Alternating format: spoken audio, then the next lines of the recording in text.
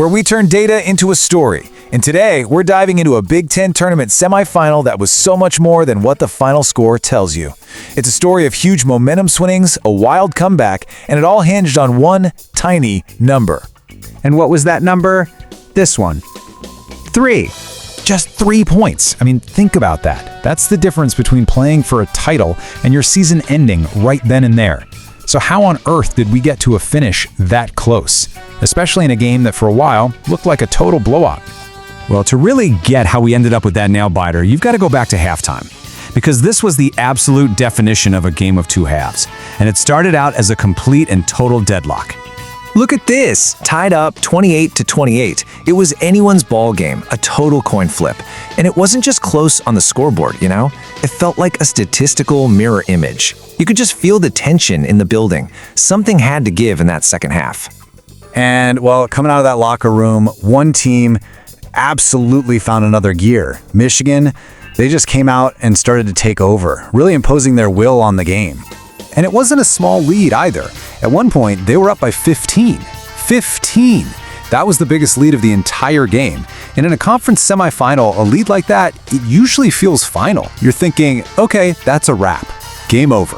And they were doing it from everywhere. You had Lendeborg just punishing them inside with these huge dunks. Then on the outside, guys like McKinney and Cadeau were draining these big-time threes. It was a perfectly balanced attack, and yeah, it really looked like they were just going to coast to the finish line.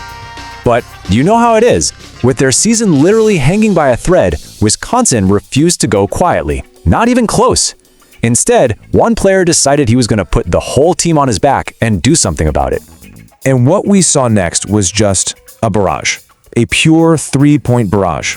It was this desperate, absolutely thrilling attempt to claw their way back, shot after shot from way downtown.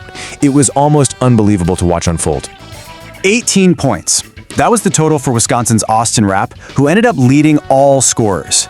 But it's not the what that's so incredible here, it's the how. How he got those points, that's the real story. Just look at this. This is what we mean by the Rapp attack. In the final minutes, he just went supernova. A 26-footer, then a 24, then a 28, a 29-footer. Are you kidding me? He was just pulling up from anywhere and everywhere, single-handedly dragging his team back into this thing. The energy must have been absolutely insane. But even with all that magic, that incredible performance, it wasn't enough. The clock hit 0 and Wisconsin fell just short. So that's the big question, right? How? After a comeback like that, how in the world did Michigan manage to hang on? Well, the answer isn't in those highlight reel threes that had everybody jumping out of their seats. Nope. The real reason is hidden in the box score, in the stats that don't always grab the headlines. You know, the gritty, fundamental stuff that actually wins championships. First up, rebounding. And this wasn't even close. Michigan absolutely owned the glass, 40-29. Now think about what that means. That's 11 extra possessions. 11 more chances for Michigan to score, and just as important, 11 chances that Wisconsin didn't get. In a game this tight, that is a huge deal. And then, here's the real dagger. Free throws. You've got to make your free throws. When the pressure was cranked all the way up, Michigan was practically automatic from the line, 83%. But look at Wisconsin, just 60%. They left points on the board, plain and simple. Points they desperately needed. So you put those two things together and the whole picture just snaps into focus. Yeah, Michigan turned the ball over a little more, but it didn't matter. Their total control of the rebounds and the fact that they were money from the free throw line, that's it. That's what gave them just enough cushion to survive that absolutely unforgettable rally. And it kind of leaves you with this one last thought, doesn't it?